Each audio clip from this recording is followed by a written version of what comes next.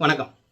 இப்போ நம்மளோட கிளாசிக் தமிழ் சினிமாவில் நம்ம பார்க்க போகிற திரைப்படம் வந்து கேப்டன் விஜயகாந்த் அவர்களும் பானுப்பிரியா அவர்களும் கலக்கின படம்னு சொல்லலாம். அதாவது ஹீரோ ஹீரோயின்லாம் சேர்ந்து நடிப்பில் கலக்கின படம் அப்படின்னு சொன்னால் ஒரு சில படங்கள்லாம் வரும். நிறைய படங்கள் இருக்குது, சட்டுன்னு ஞாபகத்துக்கு ஒரு சில படங்கள்லாம் வரும்.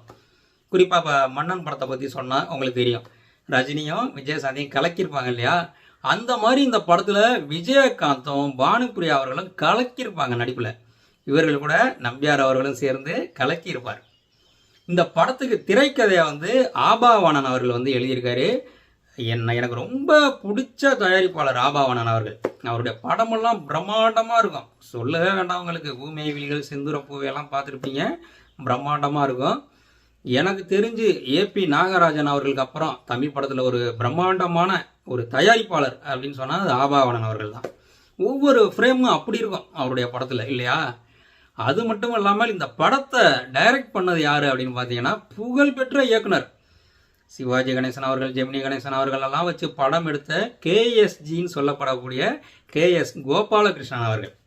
இவர் வந்து முதல் படம் இவர் எப்போ டைரக்ட் பண்ணியிருக்காருன்னு பார்த்தீங்கன்னா 1962 சாரதா அப்படிங்கிற ஒரு படம்.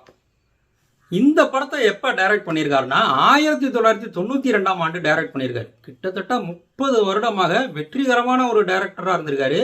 எனக்கு இதில் டைரக்டர் பேரை பார்த்தோன்னு தான் எனக்கு தெரியும், இவ்வளோ ஆச்சரியமாக இருந்துச்சு. அதுவும் குறிப்பாக சொல்லணும் அப்படின்னு சொன்னால் நமது நடிகர் திலகத்தின் படங்களான குலமா, குணமா, படிக்காத பண்ணையார், கை கொடுத்த தெய்வம், இதையெல்லாம் வந்து ஐயா அவர்கள் தான் டைரக்ட் பண்ணியிருக்காரு. அது மட்டும் இல்லாமல் தேவியின் திருவிளையாடல் அப்படின்னு சொல்லி ஒரு பக்தி படத்தை டைரக்ட் பண்ணியிருக்காரு. கேஆர் விஜயா அவர்கள் அறிமுகமான கற்பகம் படத்தை அவர் தான் டைரக்ட் பண்ணியிருக்காரு. இப்படிப்பட்ட ஒரு மதிப்பு மிக்க டைரக்டர் தான் இந்த படத்தை டைரக்ட் பண்ணியிருக்காரு. இந்த படம் வந்து 1992 தீபாவளிக்கு ரிலீஸ் ஆயிருக்கு. இந்த படத்தில் நான் ஏற்கனவே சொன்ன மாதிரி தான் விஜயகாந்த் அவர்களும் பானுப்பிரியா அவர்களும் கலக்கியிருப்பாங்க. அதுவும் பானுப்பிரியா அவர்களோட காஸ்டியூமை பார்த்தோம் அப்படின்னு சொன்னால் இந்த காலத்து நடிகைகள் போடுற மாதிரி அவ்வளவு மாடர்னாக இருக்கும். இந்த காலத்துலலாம் அவங்க நடிச்சிருந்தாங்கன்னா கட்டாயம் ஹாலிவுட்டுக்கு தூக்கிட்டு போயிருப்பாங்க. அவ்வளவு அழகு, அவ்வளவு நடிப்பு திறமை கொண்ட நடிகை அவங்க.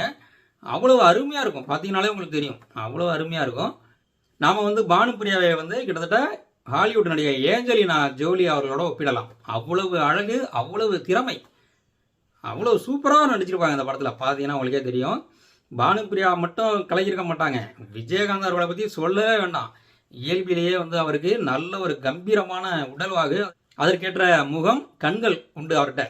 இந்த படத்தில் பார்த்தீங்கன்னா நம்பியார் அவர்களை அடையே மதித்து பம்மறதாகட்டும், பானுப்பிரியா அவர்கள்ட்ட எதிர்த்து சீர்றதாகட்டும், நல்லா பயங்கரமாக இருக்கும். ரெண்டு பேரும் போட்டி போட்டு கலக்கியிருப்பாங்க. கதை அப்படின்னு பார்த்தோம் அப்படின்னு சொன்னால் ஓப்பனிங் சீன்லேயே விஜயகாந்த் அவர்களை வந்து சிங்கப்பூர்லேருந்து இந்தியாவுக்கு நாடு கடத்துவாங்க.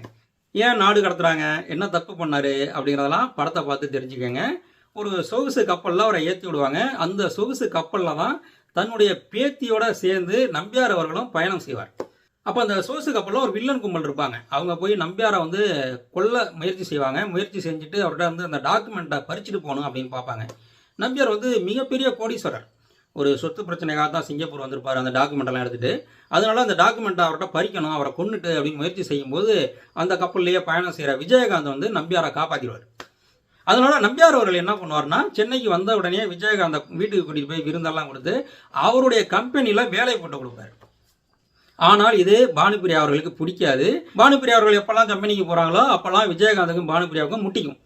கிட்டத்தட்ட அதே 1992 பொங்கலுக்கு ரிலீஸ் ஆன மன்னன் படத்தோட கதை மாதிரி தான் தெரியும். ஆனால் இதில் வந்து ஒரு மிகப்பெரிய ட்விஸ்ட் உண்டு. அது என்ன ட்விஸ்ட் அப்படின்னு சொல்லி இந்த படத்தை பார்த்து தெரிஞ்சுக்கங்க. ரொம்ப நல்லா இருக்கும், அருமையான படம். அதாவது பழைய படம் தரமாலாம் இருக்காதுன்னு நினைக்காதீங்க. நீங்கள் வீட்டில் பெரிய டிவி வச்சுருந்தாலும் சரி, பழைய யாரும் குடும்பத்தோடு பார்க்குறது இல்லை, எல்லாம் சீரியல் பார்க்குறாங்க. அங்கிட்டு இளைஞர்கள் தனியாக மொபைலில் பார்க்குறாங்க, ஆளுக்கு ஒரு டிவின்னு ஆகிப்போச்சு. இந்த படத்தெல்லாம் நீங்கள் வீட்டில் பெரிய டிவி இருந்துச்சு அப்படின்னு சொன்னால் டிவியில் ப்ளே பண்ணி பாருங்கள், பிக்சல்லாம் எதுவும் உடையாது. அவ்வளவு தரமான ஒளிப்பதிவு. இந்த காலத்து படம் பார்க்குற மாதிரி இருக்கும், நல்லா ஹை டெஃபினேஷனில் பார்க்குற மாதிரி இருக்கும், நல்லா தரமாக இருக்கும் ஒளிப்பதிவு. என்கே விஸ்வநாதன் அப்படிங்கிறவர் தான் ஒளிப்பதிவு பண்ணியிருக்காரு. அதுக்காகவே அவருக்கு தேங்க்ஸ் சொல்லிக்கிறேன். ஏன்னா பார்க்கவே அவ்வளோ பிரம்மாண்டமாக இருக்கும், ஒளிப்பதிவிலே பிரம்மாண்டம் காட்டியிருப்பாங்க. அதே போல் ஆபாவாணன் அவர்களை பற்றி சொல்ல வேண்டியதே இல்லை. அவர் தயாரிக்கிற படம் தான் பிரம்மாண்டமாக இருக்குன்னு பார்த்தா அவர் திரைக்கதை எழுதின இந்த படமும் பார்த்தீங்கன்னா நல்லா பிரம்மாண்டமாக இருக்கும். ரொம்ப அருமையான திரைப்படம். குடும்பத்தோட ஒரு ஞாயிற்றுக்கிழமையெல்லாம் பாருங்கள். என்னத்தான் பழைய படத்தை பார்த்துட்டுலாம் நினைக்காதீங்க. நல்ல ஒரு என்டர்டெயின்மெண்ட்டாக இருக்கும், உங்கள் அனைவருக்குமே பிடிக்கும்.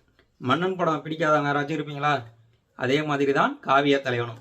நான் ஏற்கனவே சொல்லியிருக்கேன், நம்மலாம் கமல் ரஜினி ரசிகர்களாக இருக்கிறதுனால விஜயகாந்த் படங்களை நிறைய மிஸ் பண்ணியிருக்கோம்னு சொல்லி. அதனால தான் என்னோட சேனலில் அடிக்கடி விஜயகாந்த் படங்களை பற்றியும் அடிக்கடி போட்டுட்ருக்கேன். இந்த படத்தில் நானும் இது வரைக்கும் பார்த்ததே இல்லை. ரஜினி கமல் படத்துக்கெல்லாம் முட்டிட்டு போவோம், விஜயகாந்த் படத்துக்கெல்லாம் போக மாட்டோம்.